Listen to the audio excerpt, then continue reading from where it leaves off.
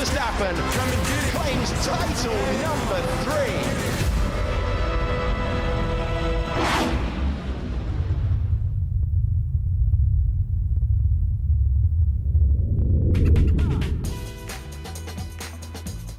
2 weeks ago, Carlos Sainz was barely out of surgery, recovering from an appendicitis. Today, he stands here, the Australian Grand Prix winner and a 3-time race winner in Formula One, leading home a superb Ferrari 1-2. Well, 3-time world champion and 7-time Max Verstappen and 7-time world champion Lewis Hamilton retired. Here is your Australian Grand Prix post-race show.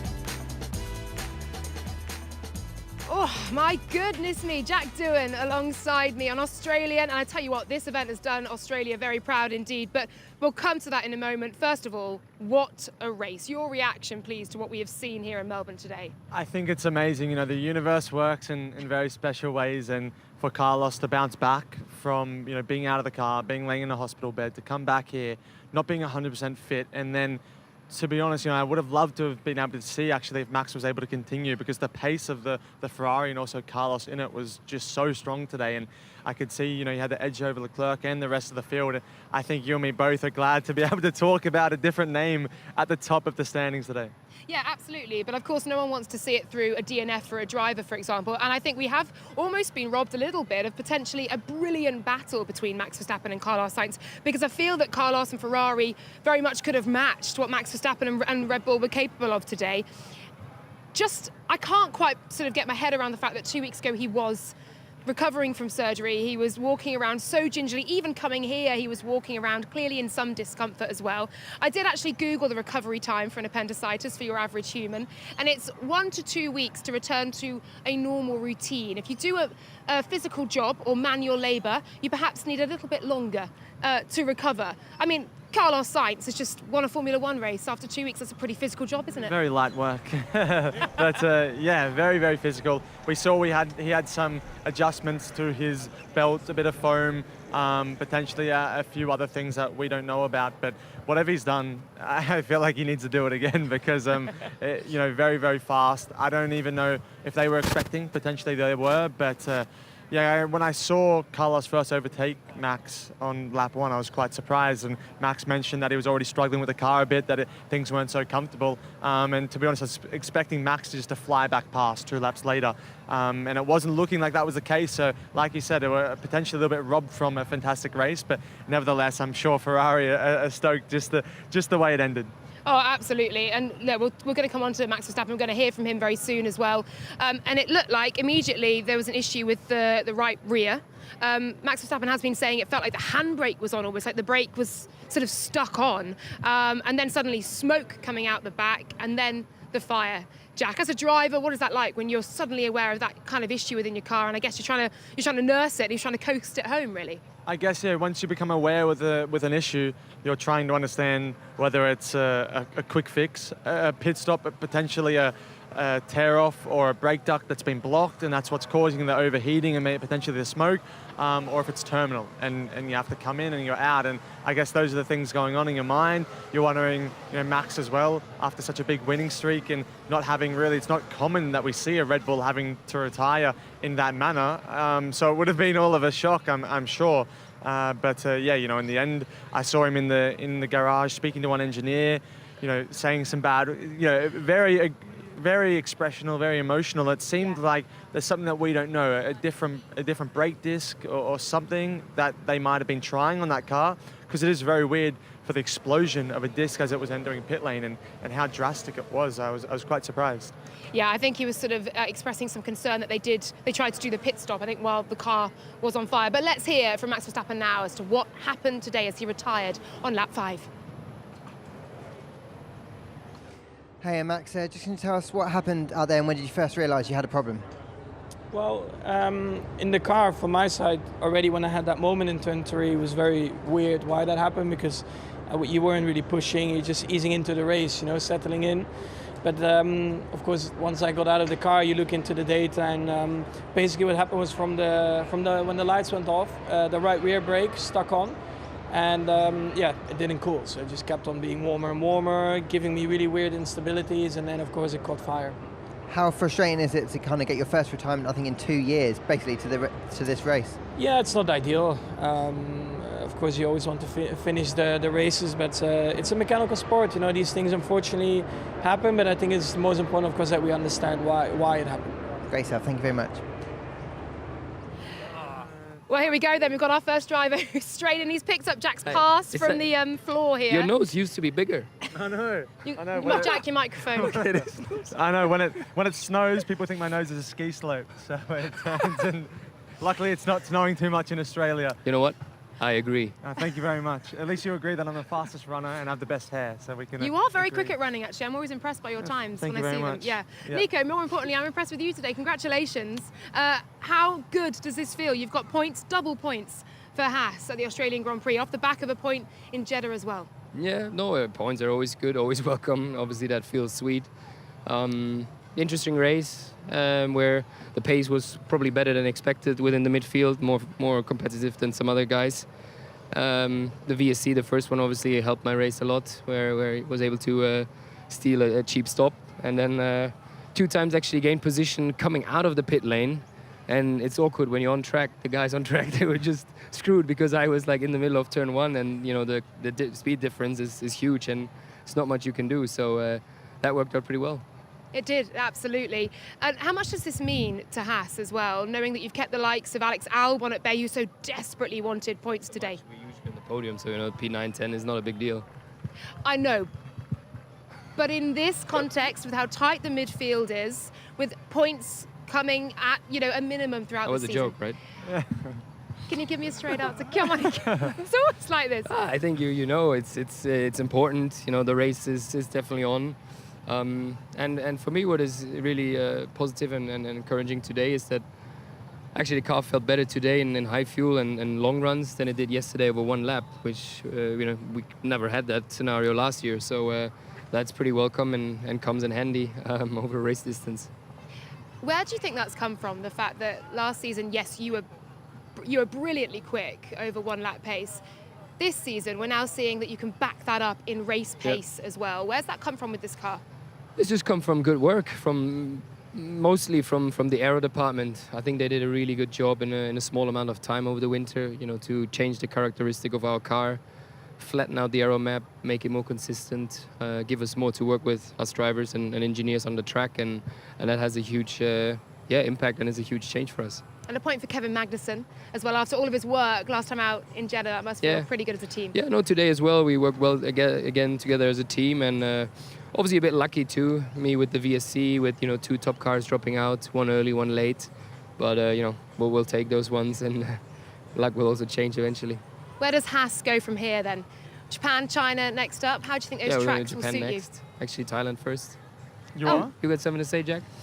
Yeah, well, to be honest, you stole my question. Sorry, Jack. No go on. worries, no worries. Go Thank you on. very much. You're quick-witted. I was admiring your hair, to be honest. Do you go through a bottle of gel over a weekend, or is It's it actually just a little bit like a little this. bit? Okay. And it takes 30 seconds. It Okay, doesn't no, take it's long. amazing. I'm surprised it's still there. How much do you use in your hair then? None, actually. And the helmet It's kind of just, you know, keeps it, just sits squishes it, and I'm sure. You're very lucky. I thought you'd be It's- losing hair yeah. by now. au natural, hey? So, heading You to got any- Japan, Okay, yeah. how do you see the car evolving? You know, it seems like I was speaking to a few of your guys in Bahrain and seeing that you're a little bit stronger in the race. Do you feel like this is going to be a trend of moving slightly closer and closer to where you guys want to be? Yeah, I wish, I hope so. I mean, I think it's, you know, we have to prove it and back it up every weekend. You know, it never comes easy. We have to put in the hard work and get the setup right, get this, you know, the driving, the quali right. I think it's important that we develop the car from where we are now, because last year we didn't do that, and then, you know, we kind of really slipped through and obviously paid a big price by the end of the season, and that's the big target and job this year to actually make the car go quicker. Great. Thank you very much indeed, Nico. Pleasure. Always good to talk to you, Jack. You as Keep well. it up. Nico. Cheers. See you next year. Thank you, Nico. Great stuff. Hair advice as well, Jack, from Nico there. Yeah, Did you appreciate that? I really appreciate it. I love, you know, hearing the compliments, and as well from a jealous driver. But you take it when you can. Absolutely. Let's talk about Daniel Ricciardo then. He started P18, track limits deleting his time from Q1 yesterday. He ended P12. Look, not points, certainly on home soil. He'd have wanted that, and he wanted to kickstart his season as well. But where do you see his race, and how do you see his race, and where do you see Daniel Ricciardo going from here? Because it's been a tough start especially compared to points for his teammate Yuki Tsunoda? It's difficult to say when you're starting that far back, aiming for points. There's obviously going to be a lot happening, especially not in a top performing car. To finish 12th, I think if you look at the positions gained, he'd be happy, but no points on offer, obviously. And the pace that he could have had yesterday if his lap was the stand, would have put him in a great position to score points on home turf and to sort of potentially, end this Australian round. As a home round, you always want to do well, with a smile on his face. It's, like I said, it's difficult to really go forward, to move. You can get stuck behind cars, especially different aero that teams are running. But going forward, I don't know, we're going to have to wait and see, really, as we head back into Europe. Hello, Yuki. Yuki, how are you, mate? Very good. How are you doing, Yuki? Well done. Congratulations. Points today. Talk us through your race. Yeah, very happy. First points for our new team. Wasn't easy, but at the same time, for sure we deserved it. Last 2 races we had a pace, but we had a very frustration races. So yeah, very happy that we were able to finally score points. How much does this mean to the team? We just heard from Nico Hülkenberg how much, the 1, 2, 3 points means to a team when they are sort of fighting in that midfield, and when there is a mistake for, let's say, a Max Verstappen or a Lewis Hamilton retiring or a driver making an error, you can capitalise on those P9, P10s. Yeah, exactly. I think the current field, top 5 is kind of secured. And always, when you want to score points, especially top midfield, you want to be around that position, and like today, anything can happen, even the top teams. So we just have to prepare that to wait the opportunity. And actually, qualifying also, we're able to outperform a couple of teams, couple of cars, even from the top team. So yeah, just keep what we're doing, and also the pace from our team. There's a big potential, I feel like. So. I think amount of hard work the team does in the off season was great. So, yeah, keep what we're doing, and yeah, we're very happy that we're able to finally score points. Heading to Japan, obviously your home race. It's great to get points here, but you're obviously wanting to replicate this result and get points at home. How do you think the car, firstly, how's the car, do you think, going to perform in a circuit like Suzuka? Slightly different than here, but also yourself, how are you looking going into your home Grand Prix? Yeah, it's the best way to end up like this race, scoring points, and I think there's also able to give a bit of hopes to Japanese fans. I didn't able to score points yet in Japan, so hopefully I can achieve that.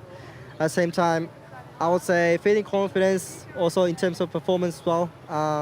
Last 3 races there was no any outstanding performance or anything that race was really worse. So yeah, I think feeling confident, just have to put it all together what we done like today and throughout the race week, like this week, and yeah, see how it goes. And I know the track a lot, and I love the track. Me too. So, yeah. So do I. I've only run the track. Obviously, I've not driven it, clearly. But it's a beautiful driver's track, isn't it? The flow of it, amazing. the rhythm of it. Yeah, and I've driven there already like more than 1,000 laps. So, I know Home track every advantage. bit. Yeah, exactly. So I just gonna enjoy that for sure. And I think FP1 but anyway, probably I can say that. But anyway, see how it goes. Oh. But anyway, No worries. Oh, okay. but there's exciting bit of news there, and yeah, I'll for sure enjoy it. And if I score points there, that'll be for sure my highlights for sure. Let's Okay. hope so. Thank you. Great stuff. Thank you very Thank much, Yuki. Congratulations today. Really valuable points for RB. First points for the team. Points for RB, points for Haas as well. That means that Alex Albon misses out. P11, just so close, Jack, on a weekend in which I don't think it was quite points or bust for Alex Albon, given the fact that he took Logan Sargent's chassis. They only had the one after his crash earlier on in free practice. But points would have been a very, very sweet return, given what has happened this weekend for them, wouldn't it? Yeah, definitely. They were obviously putting all their eggs into Alex's basket in hopes of him taking over Logan's car, making the most of that opportunity to hopefully, give the team their best shot to score points. So, for sure, not scoring points, they're not, going to be over the moon. neither will Logan. But you know, that was obviously the right option to choose, and it didn't seem like yesterday that they were really strong enough to be in there today. They're probably a little bit disappointing seeing how the race panned out and the few top cars going out. They're probably thinking it's a bit of a missed opportunity, but at the end of the day, you know, it is what it is. Yeah, an incredibly tough weekend for Williams and for both drivers as well. Logan Sargent sitting on the sidelines, and indeed Alex Albon just outside the points, P11. The dreaded position that I don't think any driver ever wants to finish in. So close, but so far. Exactly, a big old headache for James Bowles this weekend. That brilliant Magnussen overtake actually on Albon just through the closing stages of that race. Sam Collins is in the studio standing by. Sauber, the pit stop woes continue, Sam. What can you tell us? It's been a day that's really has been the pits for the Sauber team. Now, I'm going to show you what's really been going on, because a few people have been confused and asking what was that FIA message about with Valtteri Bottas being summoned to race control about now. To explain what's going on, we're looking at Valtteri Bottas's first pit stop here and the left front corner. Now, keep an eye on this mechanic here who's just out of shot, and then have a look at the wheel gun going in here, and just keep your eye on that part of the car as I play this forward just for a couple of seconds, and you'll see in a moment the wheel nut just bouncing out there from the front wheel. Now, that shouldn't happen because Formula One cars use captive wheel nuts. Now, you'll see it bouncing into this area here just in a moment, and you'll see, bang, there goes the wheel nut. The mechanic has to dive off to stop it rolling into the fast lane of the pits and cause a safety issue. Well, check this out, the second pit stop, and some sharp-eyed viewers may have picked this out already. Again, we're looking at the left front corner and the left front tyre changes of the Sauber team here. Now, I'm going to play this forward at full speed, and you'll see the wheel nut bouncing out of the car just there. And you can see it scooting off into the pit lane and into the fast lane of the pits. Now, that is a dangerous situation for the Sauber team. That's what they've been summoned up to race control to explain, and that could constitute something similar to an unsafe release. Sometimes a financial penalty, sometimes a sporting penalty, but the FIA most certainly won't like that. And then finally, this incident here, there's not really much to play. It's Zhou Guanyu sitting still in the pits with a set of new hard tyres on. What happened there? Well, the Chinese driver came into the pit stop and the car just completely shut itself down.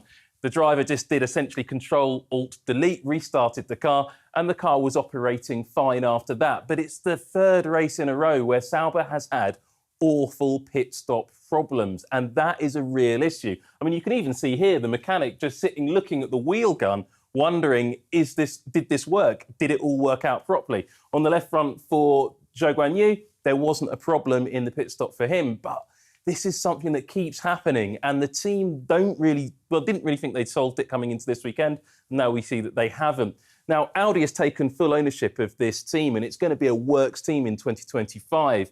And if you're a works team, you start touting around looking for new drivers. And if the drivers are seeing a team that can't even change its wheels properly, you might start wondering if that's the right place to go, particularly if you've just won the Australian Grand Prix, Laura. Thank you very much, Sam. Yeah, I was just agreeing with you there with Jack Doohan saying that the chat that Carlos Sainz might be going to Sauber ahead of course, Audi in 2026. Not looking an attractive prospect at the moment as things stand. Mercedes then, let's move on to them, Jack. Just a horrible, horrible weekend. Through practice, both cars looked difficult. Lewis Hamilton saying it's the worst he's felt in this car so far. And then for him, a PU failure. We'll come to that first. And then George Russell, that awful crash right at the very end of the race. We're very glad he's okay. But Hamilton first up, PU failure. We've had an inkling that potentially that Mercedes power unit is causing a few issues by virtue of McLaren, Aston Martin, just looking at changing control electronics, changing certain areas of the car early doors. What are you seeing there? We saw a brink of it in Bahrain, and it's never from what I can see and what I've heard, there's not sort of been a real solution or a big sort of move forward. And, you know, in all honesty, I'm not so in the loop of their power unit and focusing on that side of things. But it is obviously a big thump, potentially going to hurt them later in the year if they're having to do something drastic. And it's not real great to round 3 already be suffering with a PU issue, as it's quite a hefty one.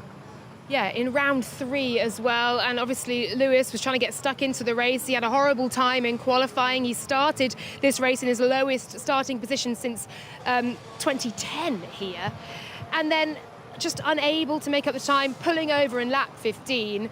It's been, a horrible weekend. And I wonder where Mercedes can go from here, Jack, with a car that seemingly has no sweet spot. Exactly. And I was speaking with a few of the guys after testing in Bahrain, and they were very optimistic, thinking that the car was going to be stronger than last year, getting on top of the issues, and it has seemed like it's just slightly deteriorating, getting a little bit worse over these first 3 rounds, which isn't great. And I was just so surprised today. I took a moment in shock almost, that there was a 7-time world champion in the car that he's won those world championships in P7.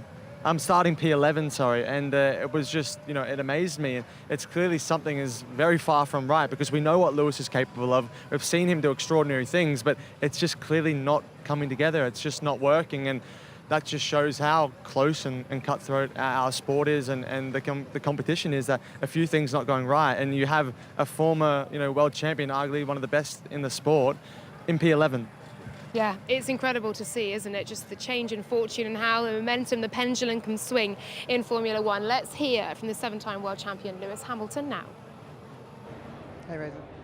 Hey, Lewis. Well, you gave it a go with the soft tyre at the start, and it looked like you were making some progress. How frustrating was it then to feel that engine starting to go? Well, I didn't feel it. It just went in one go. I didn't feel it coming. Definitely frustrating because, it was so early in the race. I was hoping to be able to progress forwards and on a different strategy to everyone, but these things happen. What did you manage to learn in that early stint, at least before the problem, to try and help you understand why maybe this weekend didn't quite go the right way for you? Nothing more than I've not noticed before. We struggle with.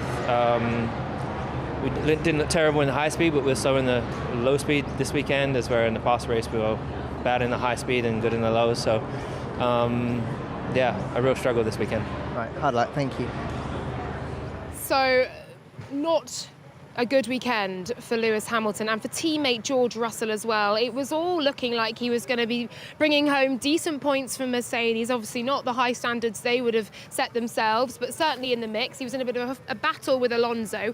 We're just hearing right now that they are both going to be summoned to the stewards. They're going to be heading there in about 10 minutes or so. We're going to just play back what happened between Fernando Alonso and George Russell, or indeed the moment George Russell crashed, and see if there's anything funny about it, because obviously the stewards have picked up on something, Jack, that we're going to now just take a look at and see what you can hear or see.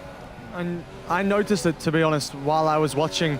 It seemed like it was coming onto the last lap. George was in that DRS territory, and Fernando is very smart. He's thinking all the time, and it's turn 6. It's a very high-speed corner, and it's at the point where he's around about 5 to 6 tenths of a gap away. So, yes, it's going to be difficult to follow, but not extremely. And when I saw it happen, I watched the onboard back. It seemed like I saw Fernando just back off ever so slightly and to close that gap a little bit closer, so that George was within that 2 to 3 tenths range where it was going to be very tricky to follow and get a good exit out of turn 6. And he closed up on the closing speed very, very quickly. You can just see that he's lost a lot of aero, turned in at the same speed that he's entered at, and the car just doesn't have anything to stick to the wings, and he's lost the rear. And, it's ended very badly for George.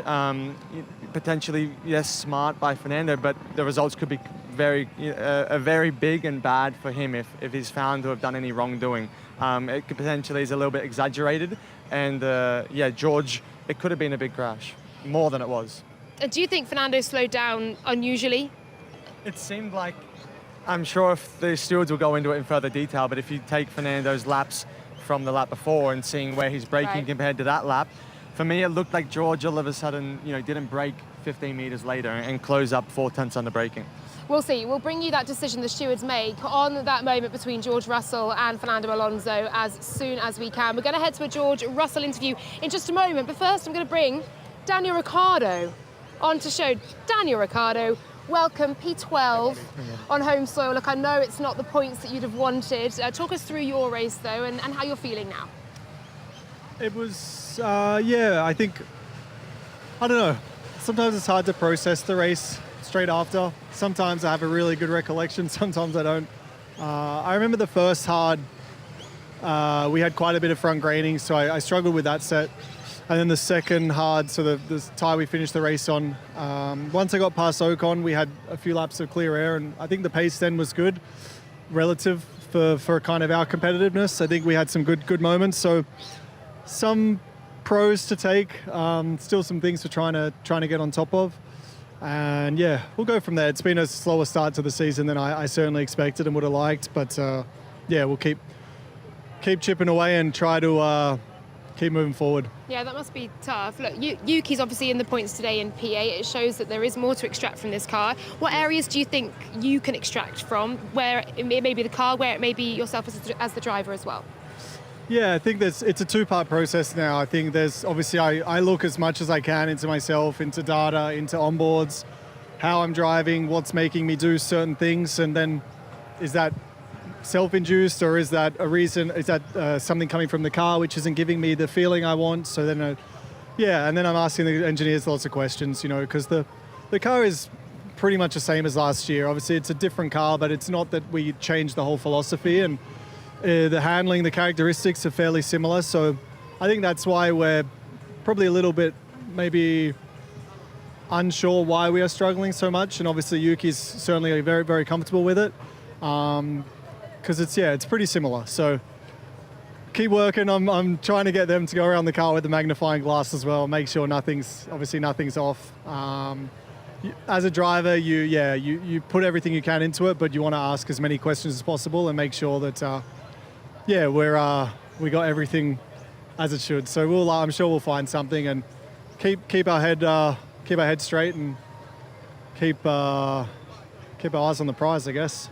I was mentioning to Laura earlier, if yesterday's lap obviously had stood, it would have been a completely different race today. And just not being in a top team, starting at the back, spending X amount of 2 laps behind a car that you don't want to, like you said, struggling with that graining. Unfortunately, you still went forward, but to get into points, it's just so difficult and so hard.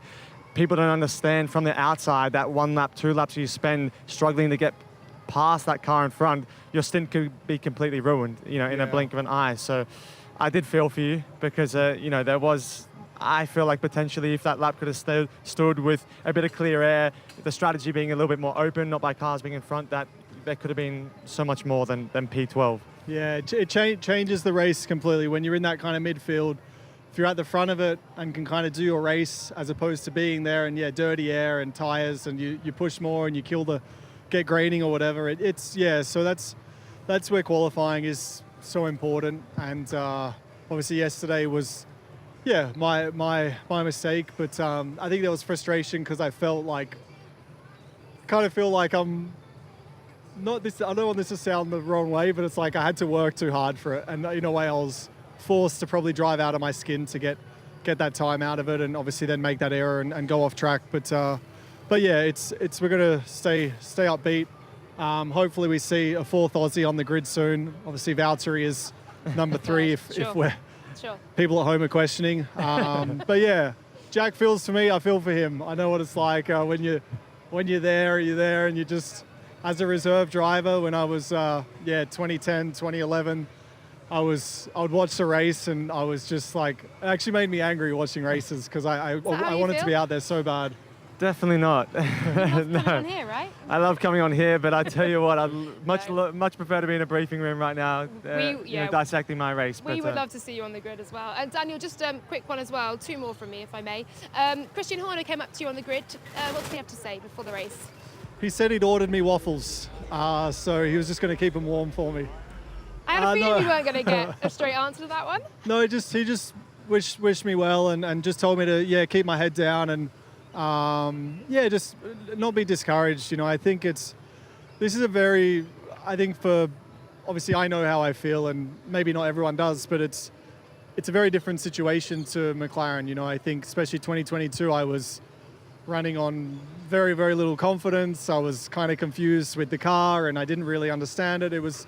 That was a completely different thing. This isn't that. It's we're certainly not achieving what we thought we would be, but it's not through just being lost or losing confidence or anything. So we know we can do it. I thought it would have happened this weekend. Unfortunately, it didn't, but we're not going to start letting the noise creep in. Just stay true to the course, and it'll turn around. Well, thank you so much, Daniel. I hope you find some answers soon over the next couple of races. Thanks for your time today. Well done. Thank you. See you, mate. Let's hear now from George Russell. Hey, George. Just firstly, are you okay after that accident? Yeah, I'm okay. Really don't know what happened, to be honest. I was half a second behind Fernando on the entry of the corner, and then suddenly, before the apex, I was right in his gearbox and lost the car, ran wide, and just unfortunately the wall was, ran wide, hit the wall, and then it was obviously a dramatic few seconds after that, but yeah, disappointing end to a difficult race. I was going to say, on that race, and talking specifically about the race, were you surprised at maybe the lack of pace and perhaps that you weren't able to have the pace to match some of the front runners? Yeah, for sure, the pace wasn't where we wanted it to be. We showed spells of good lap times, but ultimately it wasn't where we wanted, and we have work to do. Okay, so thank you. So just to remind you then, George Russell is with the stewards right now, him and Alonso, both after that incident in the last couple of laps. Very glad to see that George Russell is okay. That's the most important thing as ever. 2 big hits for both George Russell and Alex Albon this weekend, and luckily both drivers A-OK. We're going to move on to McLaren now, Jack. A P3 and a P4 for Lando Norris and Oscar Piastri. We'll start with Oscar. There was a moment where for a stint of the race, he was running in that P3 position. He was within the podium. And then he swapped with Lando Norris. Lando Norris ended up P3. How did you see Oscar's race? I thought, for quite a while that I was going to see a home podium, which would have been very special. I'm sure the fans would have loved that, but over that, Oscar would have loved that. But yeah, that second, I would say the second quarter of that race, Lando found pace, and from the team, I could understand. I could sort of see it coming, that they were looking like, okay, maybe Lando can have a chance to fight Charles, which will be 18 points rather than 12 and 15. So they're in the best interest for them. They're looking, all right, we need to score as many points as possible while we have this opportunity. And when they called that for Oscar to move over and let Lando by, he didn't even hesitate. He knew what was at stake, which takes a lot because he's in P3 in his home Grand Prix, and he moved over straight away, sacrificed the position. And I think that would have been tough for sure, but it just shows how cemented he is in his position, McLaren, how good that relationship is, and an amazing result. They have, apart from Ferrari getting a 1-2, extremely high points from this weekend, and back seeing sort of the performance that we saw from them from the tail end of last year. Yeah, Lando obviously had the fresher tyres. I think he was sort of lapping half a second or so quicker per lap than Oscar at the time of the team orders, and an incredibly cool, level-headed response from Oscar to, as you say, move aside and allow Lando Norris to get the job done with P3 today. P4 for Oscar Piastri, oh so close to the podium. Their team boss, Zach Brown, is now with Alex Brundle. Zach, outstanding day for McLaren, good brace of points. You happy with that? Yeah, happy with that. Anytime I think you're on the podium, strong race. We were in the ball game. We could see the red cars at the end of the race. Great to see Carlos win. He's a friend of the family, of course. So if it can't be one of the papaya guys, then Carlos would be who you'd like to see on the top step. Yeah, they sound strategy. We responded to Leclerc's stop, so that ended up getting the drivers on a little bit different strategy. Oscar's strategy a little bit quicker at the start, Lando's strategy a bit quicker at the end, but good day in the office. There was one moment where you switched the cars over. Are you happy with that decision, given the end result? Yeah, there was a tire delta at that moment. Lando had fresher tires, so you always want to kind of make sure you don't not maximize a tire delta. So he was on fresher tires, so it was an easy decision, really. Very good on race pace. Is it the nature of the circuit that's put you in the hunt here, or do you think you're going to be able to continue this form through into the early phase of the year? I think we'll be strong in Japan. Obviously, no one's been to China in a while, but I think we definitely have a good race car underneath us, and we continue to have some development coming. So hopefully this is the first of many podiums this year. 2 young drivers giving it large for the long term. 100%. Well done, Zach. Cheers. Yeah, positive, optimistic, exciting times for McLaren if indeed they can continue this pace over both one lap and indeed race pace as well. Oscar Piastri, we'll just talk about his race there. I think tyre management for him last year, in his rookie year, was very much a focus in an area that he, by his own admission, really wanted to improve upon. Do you think he's done that coming into this year? Do you think we've seen improvements there? Yeah, definitely. You know, I saw it initially in Bahrain. I saw it again in Jeddah. You know, in a situation like it was in Jeddah, fighting Lewis from not a super late point on in the race, having the level-headedness to know, okay, I'm not going to over-push this just for this one position at this point in time, potentially lose more. It was great to see it portrayed there. And again here today, we saw him at points later in the race there, setting fastest laps, trading that with Lando at a point in time. So for sure, that's experience coming into play. Him also working really hard with the team and everyone, I'm sure, back at the factory in the sim to better himself from that point of view. But, you know, he was a rookie going up against Lando, still young, but very experienced, very talented. So a great role model to learn off in that sense. I think we could all learn from Oscar Piastri. He's just so level-headed, you know, calm, not laid back is how race engineer Tom Sallard describes him. I'm sure there's mixed emotions for him right now, though, so close to a podium, the first ever podium for an Australian on home soil. Let's hear from Oscar now.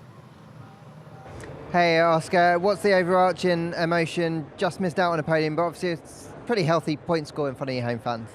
Yeah, definitely. I think a good result. Of course, I would have loved to have been one spot up, but no, I'm pretty happy with that. A few little things that I could have done a bit better in that race. I think just struggled a little bit in that middle stint on the hard, but yeah, all in all, pretty happy with the race, and yeah, good load of points for the whole team. Overall, it kind of feels like maybe McLaren were a little bit stronger in the race than maybe you expected heading into the weekend. How many positives do you take from that, and does that bode well for the upcoming races? Yeah, I think definitely we're a bit quicker than we expected. Yeah, when we could hang with the Ferraris, that was a positive surprise, and obviously Max went out early, but yeah, was surprised Checo wasn't a bit quicker. So yeah, good result, happy with that, and I think, you know, the fact that we were able to stay pretty close to Ferrari was a great sign. So yeah, excited for the future. Great stuff. Thanks, Oscar. Thank you. Yeah, exciting times for Oscar Piastri. And he had Perez just behind him. And when Perez came up past both of George Russell and Lewis Hamilton, they were both really keen to emphasise on the radio, oh my gosh, this car is an absolute rocket ship. I don't think Oscar Piastri perhaps felt the same way, perhaps indicating where McLaren and Mercedes are, or maybe just coming up against each other in different parts of their stints. But a word on Sergio Perez, because at times, yeah, he did look like a rocket ship going past those Mercedes. And then Fernando Alonso, and then he seemed to just kind of stand still in a way. Where do you think that sort of lack of pace came from? It's difficult to say, to pinpoint it. However, again, this is where I feel we were a little bit robbed on Max's performance to really see how that was going to play out, because we heard already on lap 1, lap 2, he's struggling with the balance. The rear is not where it's supposed to be. You know, maybe it was an off day for Red Bull, and we know that Max can go above and beyond potentially what that car can do, and we can see him outperform Sergio by quite some margins.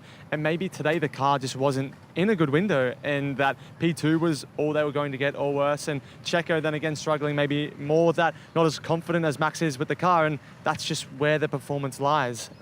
We associate the Red Bull with being the best car on the grid, top, but maybe we saw for the first time today that there was a small little hiccup in that dominance, which I'm sure we would, or everyone at home would like to maybe see a little bit of a mix-up.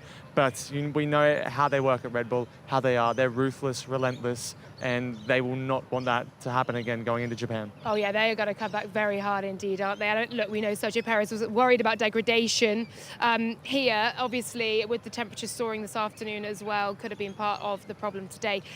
Hearing Alex Brundle is with Lando Norris right now. P3 for Lando Norris today. Lando, podium, 3 races in. That's a great top off to this weekend and a decent start to the year. It is. Probably a little bit surprised. I didn't think we were expecting, with one of the Red Bulls out, maybe you would expect it, but to keep up with the Ferrari with Charles, I think was a good surprise for us today. So good signs, a lot of positives, clear areas to work on and improve, but it was a fun day, especially when you know you can fight for a podium and you can even fight for a P2 almost. it's a good feeling inside the car. So yeah, happy, and a third and a fourth for us as a team is a good load of points, and that's always puts a smile on your face. Do you have any chance of catching Charles to the end of the race? Do you think you could have found a little bit more pace and maybe challenge for second? Honestly, I think we were quicker than Charles today. He undercut us in the first stint, and we just never made back the loss we did from the undercut. So I did, like the second stint, I almost caught him. We did a box to overtake. If he didn't box, I would have undercut, and I think I would have got him, but one lap too late. So a shame. I think it was a lost opportunity today. That's thinking, pessimistically, and if being honest, I think we should have finished second. But I'm still going to take a third, at the same time. So yeah, I think as a team we always think, where can we improve and where can we do better? And that was something we maybe could have done a little bit better on. Well done, Lando. Great job.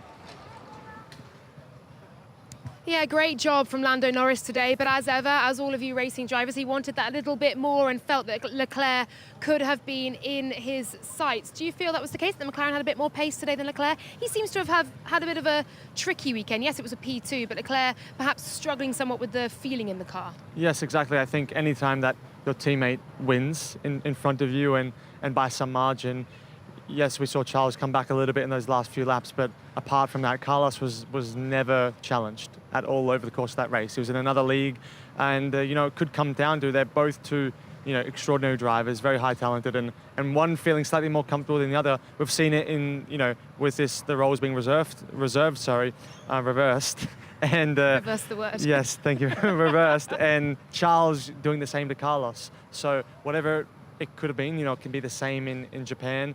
But yeah, Lando, like we said, wanting more. It seemed like before that pit stop that he was closing ever so closely onto Charles.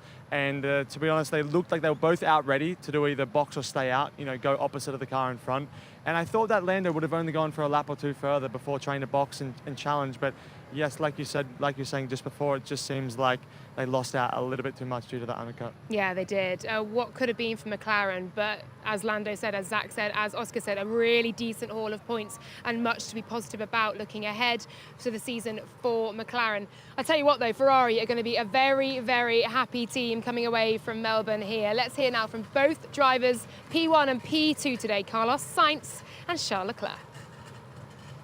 Hey Charles, how pleased are you with the efforts of yourself to make your way up into the field into the podium position and to get a Ferrari 1-2? Well, I mean, first and second was the best we could do this weekend, so on that I'm very happy. On my own performance, I'm not extremely happy. In qualifying I didn't do a great job. I was starting further back than what I would have hoped for. In the race, my second stint wasn't great. I had a lot of front graining.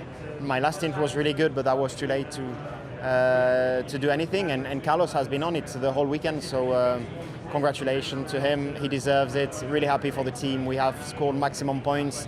We also have the fastest lap, so we couldn't have hoped for better as a team. And on my side, obviously, I will always try and do a better job. This weekend I haven't been particularly on form since yesterday, but if on weekends where I'm not on form, I'm second with the fastest lap, then I will sign. I know you want to go away from this weekend and work on the bits and pieces that didn't quite work for you this weekend, but does it feel like Ferrari are starting to make some indents into that Red Bull gap? And if you keep building in this way, you could have more weekends like this going forward?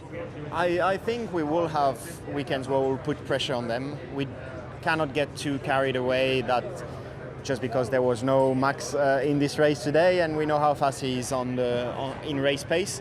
But for sure, if we keep working like this, there will be races where we'll put him under a lot of pressure. Great stuff, thank you.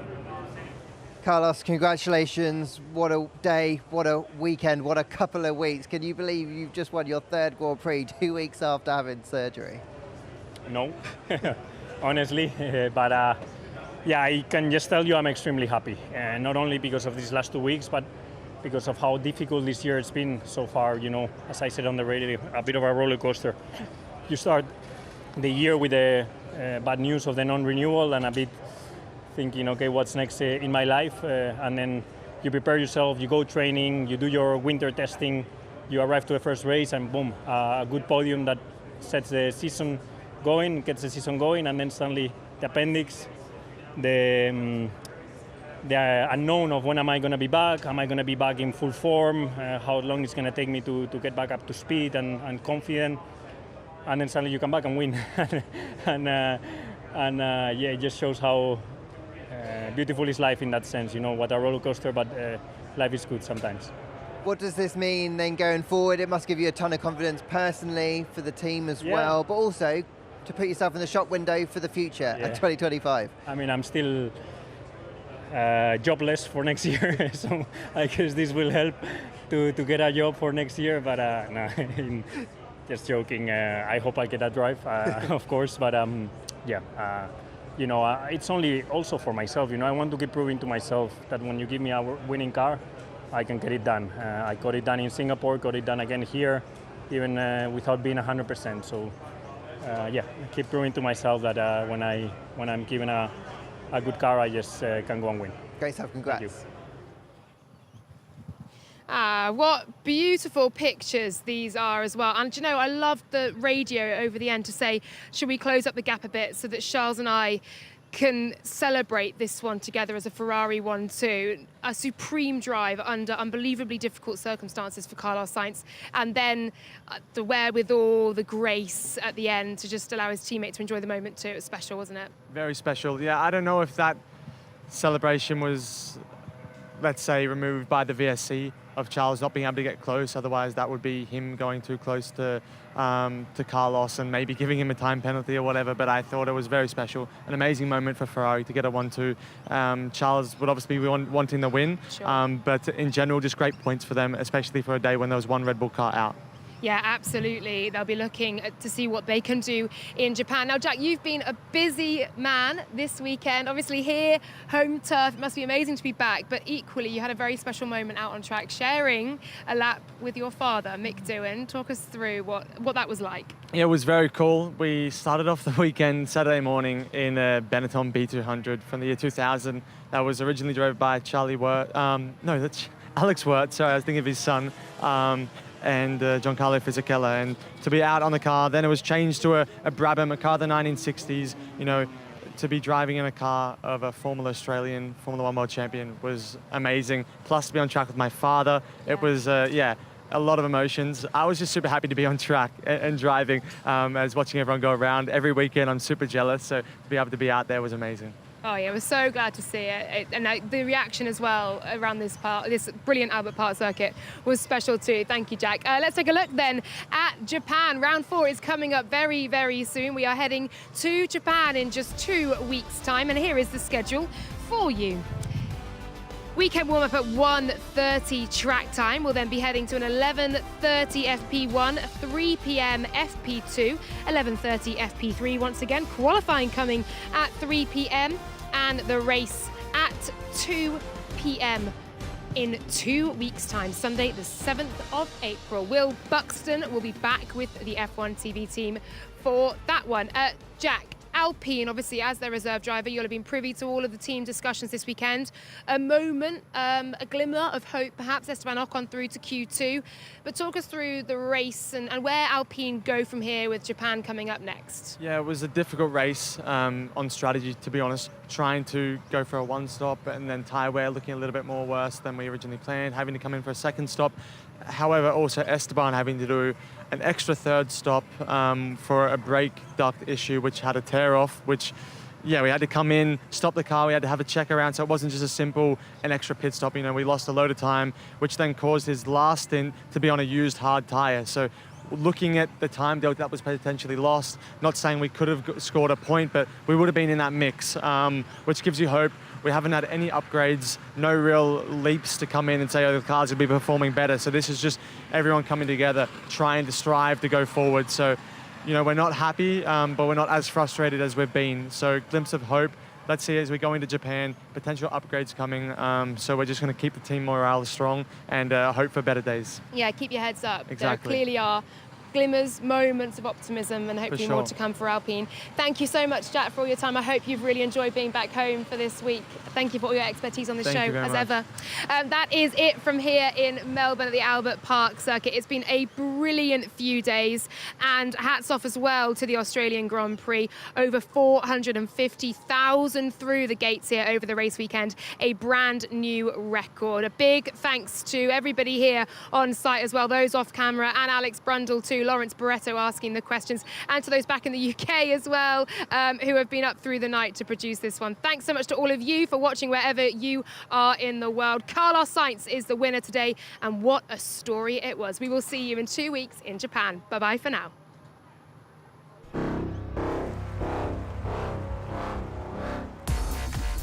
Welcome to Suzuka.